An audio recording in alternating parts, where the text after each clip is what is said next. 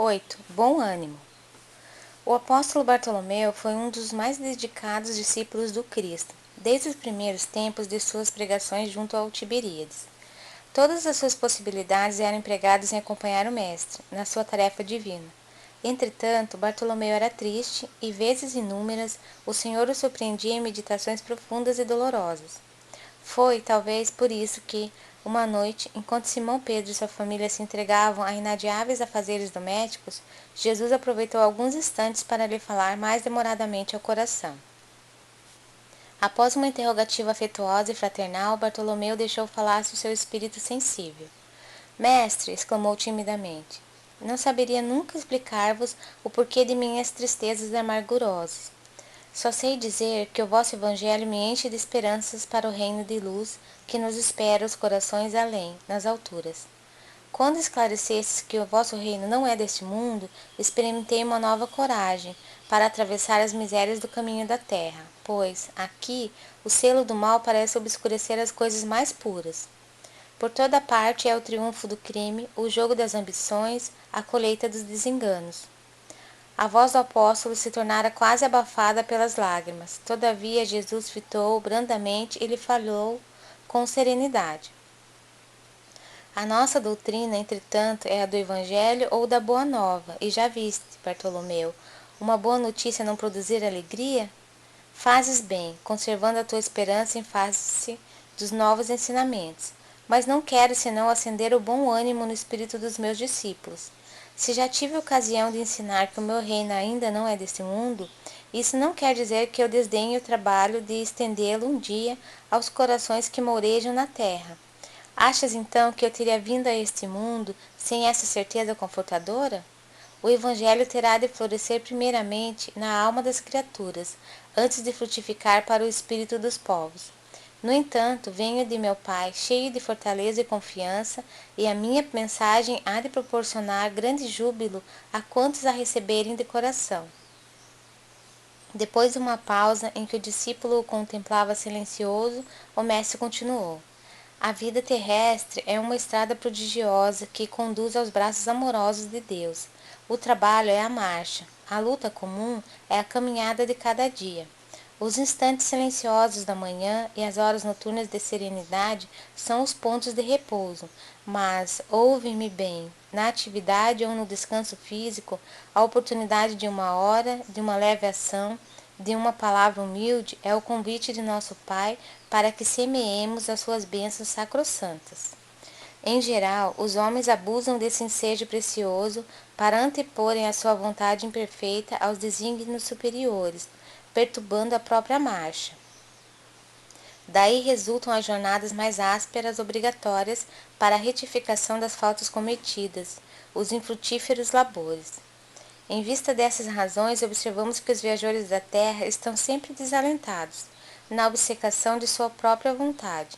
Ferem a fronte nas pedras da estrada, cerram os ouvidos à realidade espiritual, vendam os olhos com a sombra da rebeldia e passam em lágrimas em desesperadas imprecações e amargurados gemidos, sem enxergarem a fonte cristalina, a estrela cariciosa do céu, o perfume da flor, a palavra de um amigo, a claridade das experiências que Deus espalhou para a sua jornada em todos os aspectos do caminho.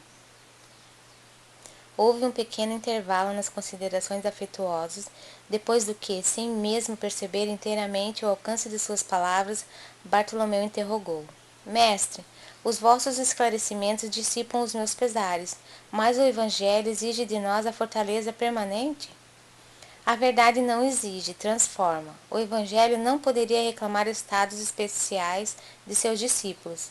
Porém, é preciso considerar que a alegria, a coragem e a esperança devem ser traços constantes de suas atividades em cada dia. Porque nos firmarmos no pesadelo de uma hora, se conhecemos a realidade gloriosa da eternidade com o nosso Pai? E quando os negócios do mundo nos são adversos? E quando tudo parece em luta contra nós? Perguntou o pescador de olhar inquieto. Jesus, todavia, como se percebesse inteiramente a finalidade de suas perguntas, esclareceu com bondade.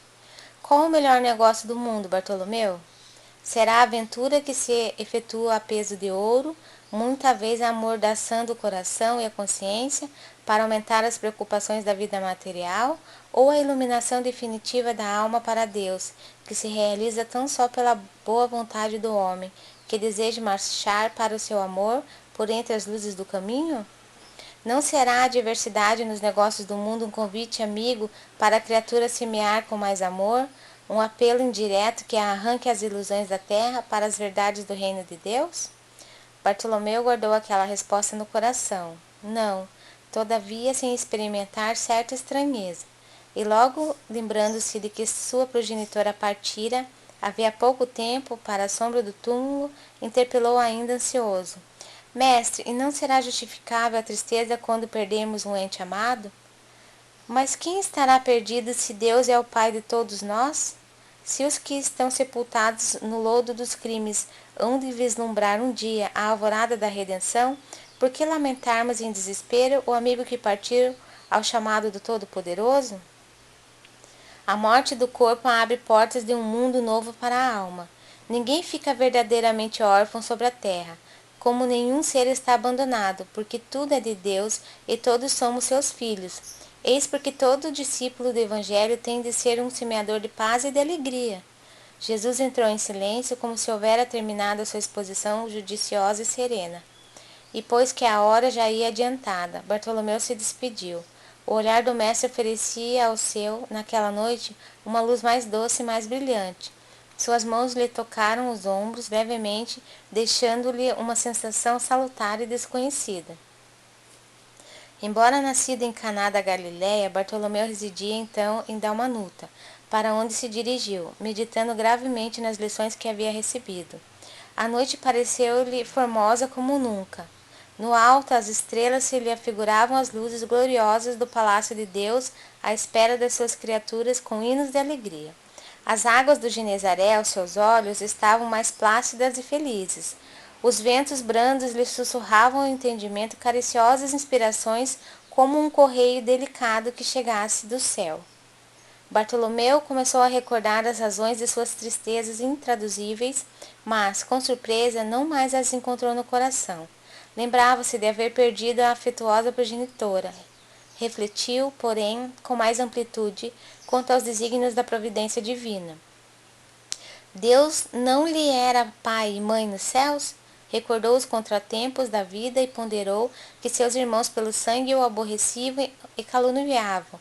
Entretanto, Jesus não lhe era um irmão generoso e sincero?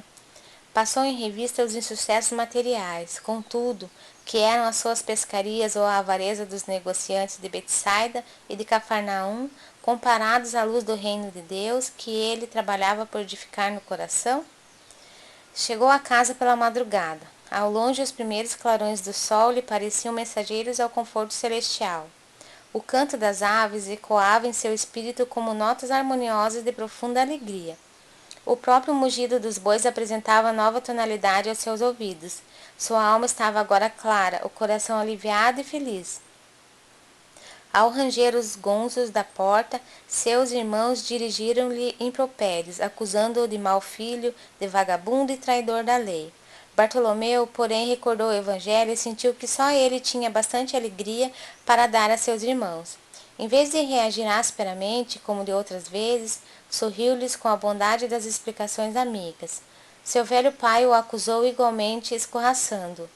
O apóstolo, no entanto, achou natural. Seu pai não conhecia Jesus e ele o conhecia. Não conseguindo esclarecer-os, guardou os bens do silêncio e achou-se na posse de uma alegria nova.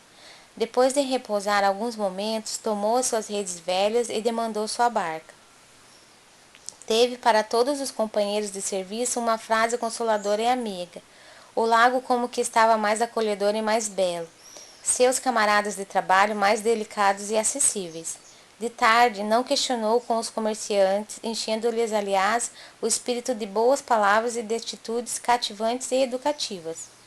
Bartolomeu havia convertido todos os desalentos num cântico de alegria, ao sopro regenerador dos ensinamentos do Cristo. Todos o observaram com admiração, exceto Jesus, que conhecia com júbilo a nova atitude mental de seu discípulo. No sábado seguinte, o mestre demandou às margens do lago, cercado de seus numerosos seguidores. Ali aglomeravam-se homens e mulheres do povo, judeus e funcionários de Antipas, a par de grande número de soldados romanos. Jesus começou a pregar a boa nova, e a certa altura contou, conforme a narrativa de Mateus, que o reino dos céus é semelhante a um tesouro que, oculto num campo, foi achado e escondido por um homem que, movido de gozo, vendeu tudo o que possuía e comprou aquele campo. Nesse instante, o olhar do mestre pousou sobre Bartolomeu, que o contemplava embevecido. A luz branda de seus olhos generosos penetrou fundo no íntimo do apóstolo, pela ternura que evidenciava, e o pescador humilde compreendeu a delicada alusão do ensinamento, experimentando a alma leve e satisfeita, depois de haver alijado todas as vaidades de que ainda se não desfizera, para adquirir o tesouro divino no campo infinito da vida. Enviando a Jesus um olhar de amor e reconhecimento, Bartolomeu limpou uma lágrima. Era a primeira vez que chorava de alegria. O pescador de Dalmanuta aderira para sempre aos eternos júbilos do Evangelho do Reino.